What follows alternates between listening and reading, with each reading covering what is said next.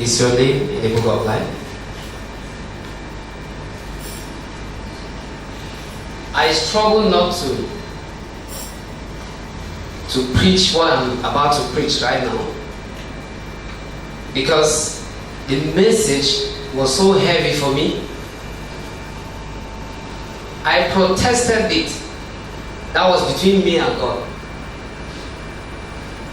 Why should God lay this message upon my heart to speak this morning? I fasted for the past 3 days just to make sure that maybe God should give me another message. Thursday, I fasted. Friday, I didn't open my Bible. I didn't do anything. I was not like, God, you must give me another message. I couldn't hear anything. I went on to begin to see if I can, put up another message apart from this. But I couldn't. But one thing, while I was doing that fasting, I asked God, just give me a proof that you really want me to speak this word, because I'm not worthy to speak the word, this same topic. I'm not ready. And he said, it is because of this I want you to come out and speak. And because of that fasting, he said he's going to renew me, so that when I stand before you today, a lot of us will be renewed in the name of Jesus. And to get the confirmation of what I'm about to speak, on Friday when we came for that praise night, a lot of us, we missed it. But anyway, I'm not going to talk much about that. But the last sister that ministered, while I was sitting down there, the Spirit of God just hit me. I thought you said you were looking for a proof. Okay, this is it. She said most of my message. Most of it. And even while the praise night was over, Daddy was talking to us upstairs, and I told him, I said, although I couldn't open up all to tell him, I said, yes, this is the confirmation of what I'm going to speak today. I could have chosen a message to tell you that you will not die. You will make heaven. And all of us will say, amen. Isn't it? Alright, but God has something different for us this morning.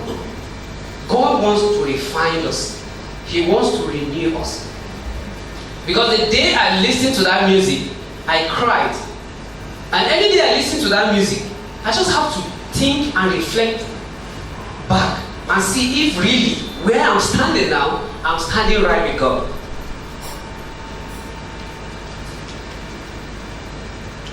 The message I'm about to speak this morning, I titled it The Last Appointment. The Last Appointment. In Islam, there's one belief they have, and also it's even common among us, or that is what we believe also, because after this world, we are looking up to heaven, isn't it? They believe that when a man dies, 3 things happen to him or to her.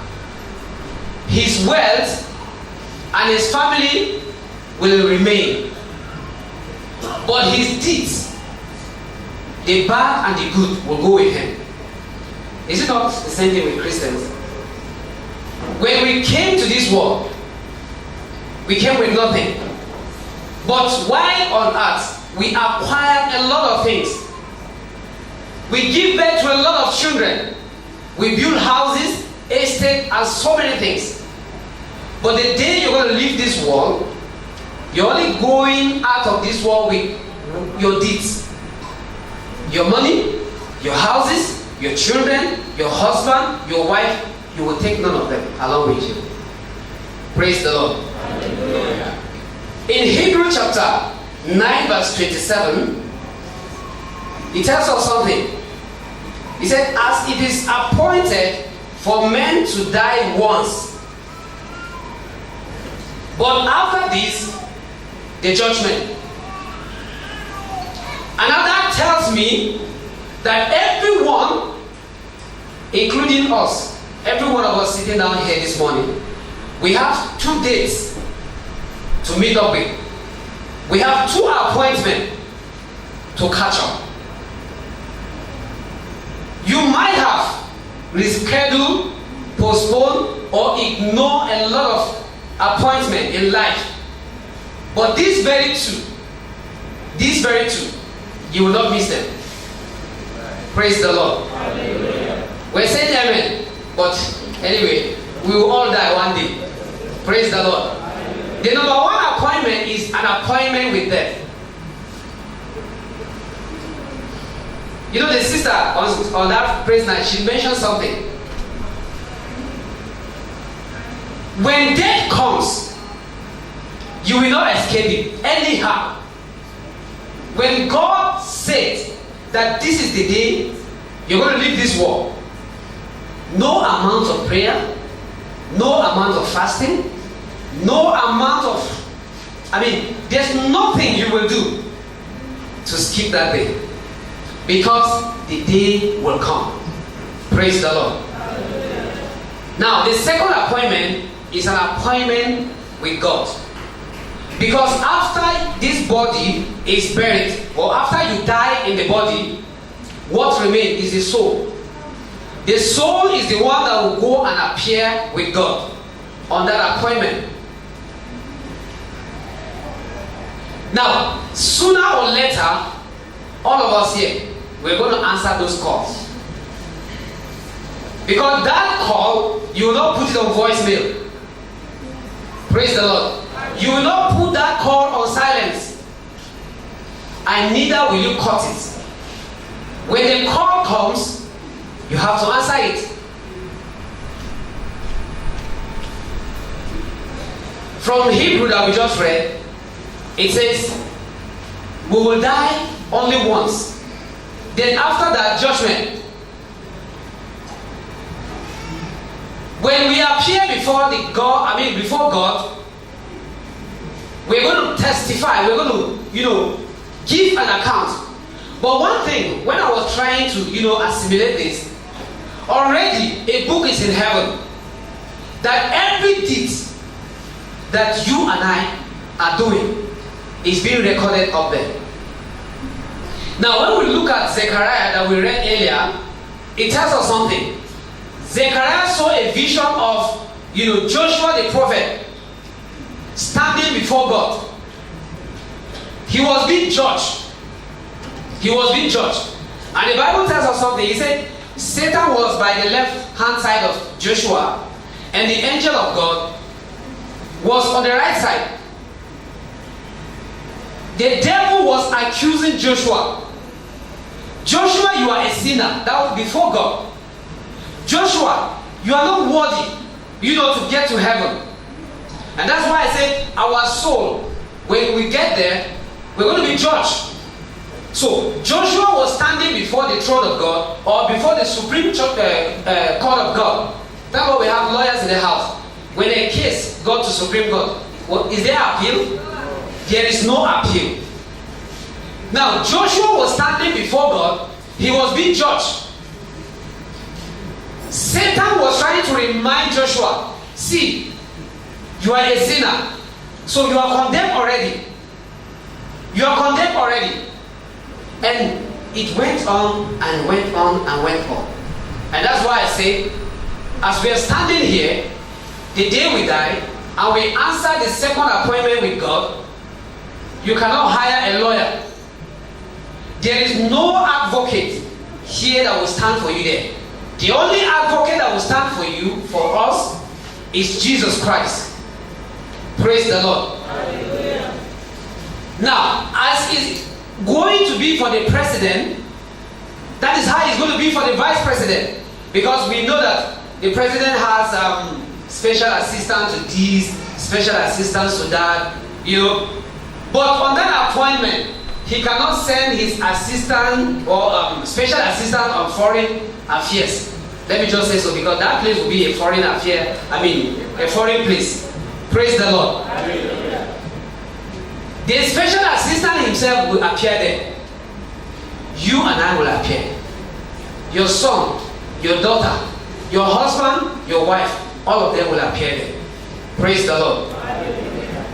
And now, the shocking thing here is that, because when I ask the question that how many of us, believe, or how many of us know that if their names are written in the book of life? I know I saw some of us sitting down. Praise the Lord. But you will be for a shock on that day. Why? Because a lot of us believe I am doing the work of righteousness, I am paying my tithe, I come to church regularly, I make sure I don't offend this, I make sure I don't do this, I don't speak ill of anyone. But that sister on praise night, sir, maybe we should find a way to get her back here, to come and speak for us. In ministration, some ministration, or whatever the gift that God has given to her. Praise the Lord. When you appear there, certain activities will take place. You will be in for a shock, because many of us think that we are going to heaven, but it is hell. It is hell. I pray after this ministration, God will refine you and renew you in Him in the name of Jesus. Amen. Because 3 months ago, I applied for master's degree, and while I was filling the form online, to me, I have all the qualifications to apply for the master's. Then after filling the form and did everything, I submitted. And instead of the admission to be granted, they were now telling me that I am not qualified, for the admission. But that I should quickly, print out the page that appear and take it to the headquarters of the school so that they can see what they will do about it. Ordinarily for me, all that I need to put in place, I have put everything. And have filled everything correctly. I tried to make sure that I went through that, form to make sure that I didn't make any mistake. Somehow, the admission was denied. Praise the Lord. And now, when I printed the form and I took it to the school, and the professor was angry with me.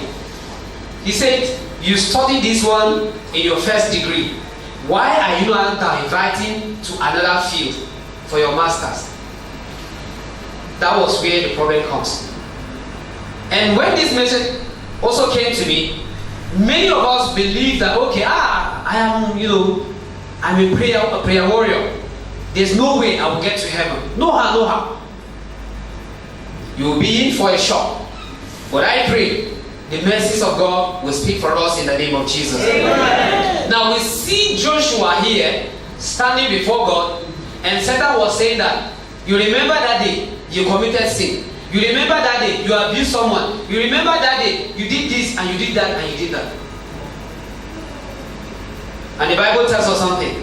He said it was the judge himself. It was God himself that rebuked Satan.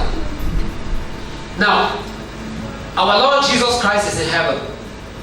The Bible tells us something. If the devil is an accuser of brethren, that is accusing us day and night, Jesus also is our advocate there, pleading on our behalf every day. Because as a child of God, you sin every moment. Even as we speak, in your heart, you might have committed sin before you get to church this morning. Somehow you might not know. And that's why the Bible tells us that we should pray without ceasing. In your prayer, you always ask God for mercy. Because the day you will answer the second call, you don't know. And the Bible tells us something, that there are many signs that is happening here, or that we will see, that will tell us that we are in the last days. In France, it's in the news that a truck driver was just driving, and he just ran into people, and about 80-something people died. Or about 84 people died. He was abusing, matching them, shooting them. I mean, a lot of people having their fun. Praise the Lord. I don't know how many of us have had that news, but that is the truth. Okay, assuming You are one of those people having that fun time, having that, enjoying yourself. And suddenly something like that just happened. And you find yourself answering the second call. What will you tell God? What will you tell God?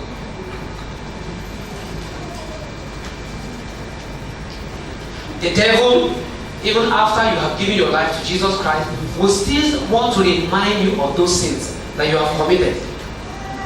He wants you to ignore the Lord Jesus Christ, His death, the blood that He shed for us. But I pray that God will give us a heart that will walk in line with His word in the mighty name of Jesus. Amen. Now, Joshua was standing before God, and the Bible tells us something, that while he was standing there, he was not saying anything. Can we just put that text up? Let's just find that, that place, so that we can talk about it a little while. A little. Zechariah chapter 3. And he showed me Joshua the high priest standing before the angels of the Lord, and Satan standing at his right hand to resist him. And the Lord said unto Satan, the Lord rebuked thee, O Satan, even the Lord that has chosen Jerusalem rebuked thee. Is not this a brand plucked out of the fire? Now Joshua was clothed with filthy garment, and stood before the angels. And he answered and spake unto those that stood before him, saying, Take away the filthy garment from him. And unto him he said, Behold, I have caused thy iniquity, to pass from thee, and I will clothe thee with a change of raiment. Praise the Lord. And I said, Let them set a fair mitre upon his head. So they set a fair mitre upon his head, and clothed him with garment. And the angel of the Lord stood by. And the angel of the Lord, protested to Joshua. Thus says the Lord of hosts, if thou wilt walk, in my ways, and if thou wilt keep my charge, then thou shalt also judge my house, and shalt also keep my court, and I will give thee, places to walk among these that stand by. Just stop there. When we read further, the Bible tells us something, that while Joshua was standing there, he was being judged, he was not saying anything. And that also tells me that because of the book in heaven, that all our deeds is being recorded there, the judge will just be opening the pages, be reading your cases. You will not be opportune to be able to say anything at that particular time. Thank God I asked the question that if you find your case in Supreme Court, there is no appeal, isn't it? It is there when you stand, and when you are being accused of it, and when the accusation is true, you will be condemned. You will be condemned. Now, there are three things that happened when Joshua was standing there. There are three things. While Joshua was saying anything, was not saying anything, it shows us that Joshua was guilty. Because the Bible tells us that he was clothed with a filthy garment. What does filthy garment means? He was in sin. He was in sin. So, if you as a sinner, you find yourself before God, and you're trying to argue your case, who will now hear your case? How will your case be in heaven? And that's why when you stand before God, especially, the Bible tells us something. He said, we Christians, judgment will start from us. Judgment will start from the church. And if you and I are not, or have not been able to make it right with God, to get to heaven, what will be the cause, the case of the unbelievers out there? If you and I will not be saved, you and I that comes to church every day, and you know of a brother that is out there, he does not, nothing concerns him with church, nothing concerns him with tithe, nothing concerns him with prayer, and he's living his life. And on that day, when you and I will be judged, and the Lord Jesus Christ said, Depart from me, you worker of iniquity, I don't know you. What will you say? That is when we will want to argue our case. Praise the Lord. That is when we will want to argue our case.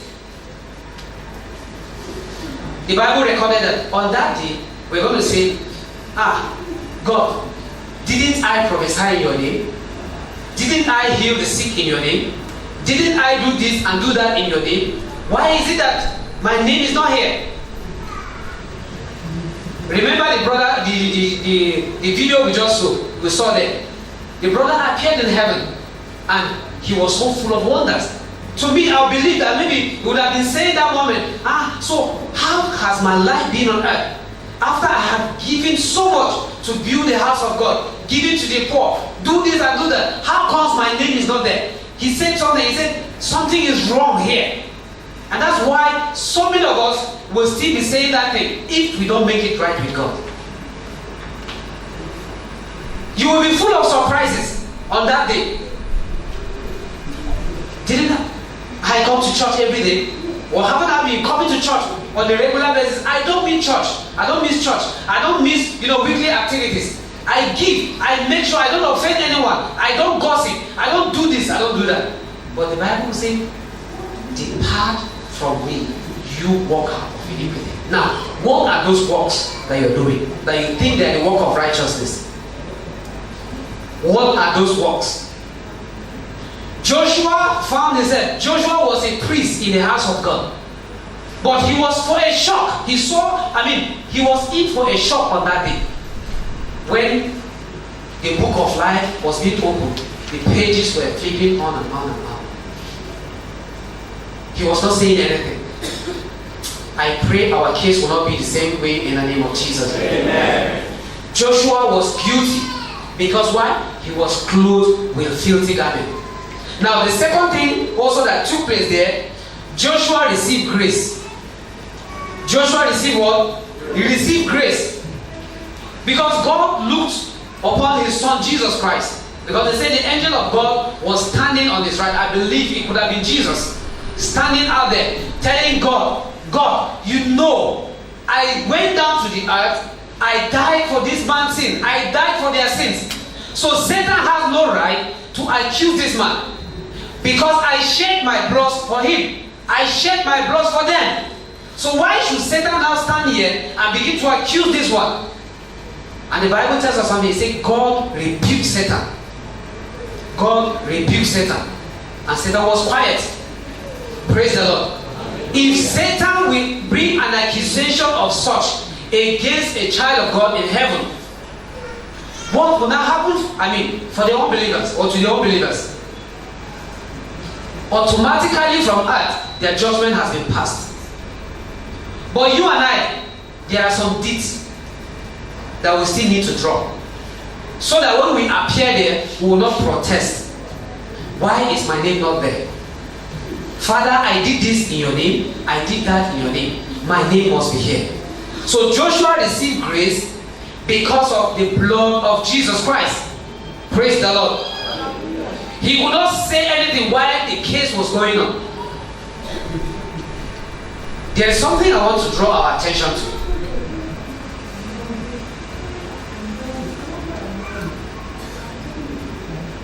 God will always defend us.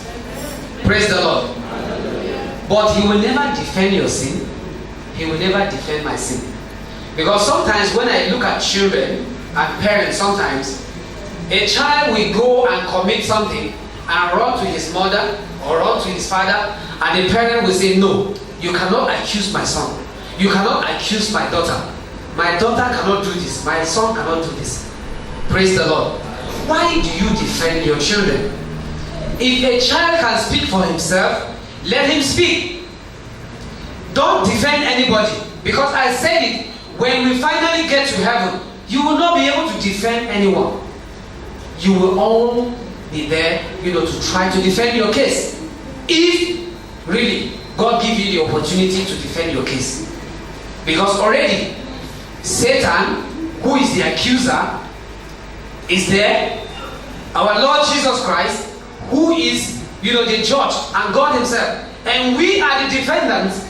Praise the Lord. Am I right, sir? Am I right? Praise the Lord. You know what I'm talking about. I will be the defender. The devil will be the accuser. God will be the judge. So, If the defendant is given the opportunity to speak for himself, so be it. But if he is not given the opportunity to speak based on what is being recorded there, then the judge will pass the judgment. And there is no appeal. Praise the Lord. The grace of God is for us this morning. Is here for us this morning. I pray that whatever you have done in the past, the grace of God will wipe away those things in the mighty name of Jesus. The day you give your life, or you gave your life to Jesus Christ, that is the day that Satan began to, fight a losing battle over you and over your family. The day you chose and say, no, today I'm going to give my life to Jesus Christ. From that moment, the devil begin to lose his case against you. Because why? God and our Lord Jesus Christ will take up your case. They will begin to fight for you. They will fight for us in the mighty name of Jesus. Amen. The third thing that also happened there when Joshua's case was going on was that Joshua's hope was renewed. Praise the Lord. Joshua's hope was renewed. Because from the text we read earlier, the Bible says something. When he was standing there, God says, remove the filthy garment from him. That was the work of grace. It was the work of grace. Remove the filthy garment from him. He didn't say remove this sinner from my presence. Praise the Lord. He received the grace of God. He received a change of garment. Praise the Lord. That is to tell us that because he was standing as a filthy person before God, God cleansed him. He cleansed his sins and he made him whole. Likewise, he put on a new garment upon him. That is the garment of salvation. Praise the Lord. Now, we know a priest. I wanted to show a slideshow of, we talk about the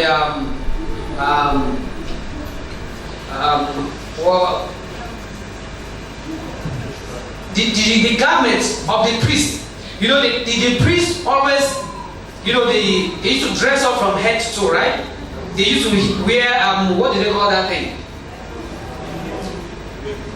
Anyway, let's just forget about that. Joshua was standing there, and as he was standing in filthy garments, then God said they should remove that filthy garment and put on a new garment for him. A new garment. And that shows us that when Joshua was a sinner, or as he appeared in heaven as a sinner, he was not wearing that priestlyhood garment on him. He was already a sinner wearing a garment of sin. And that's why I say, no, this is my priest in my house. He's not supposed to be in a filthy garment. So remove this garment and put on a change of garment for him. When you sin against God, his spirit departs from you. His power departs from you. Everything about you and God is separated. Because God will not allow you to sin and he still leave his power, in you. He will not leave his spirit to dwell in you, because the spirit of God will not dwell in a dirty place. So we see that Joshua, as was standing there, already he has been stripped of his garments, the priestly garment. He was not wearing it, but rather he was wearing a garment of sin. I pray as many of us who have not given their life to Jesus Christ today, those garments will be torn away in the name of Jesus. Yeah. Praise the Lord. Hallelujah. When God, passed that judgment, it was because Jesus Christ raised his hands up and plead the case of Joshua.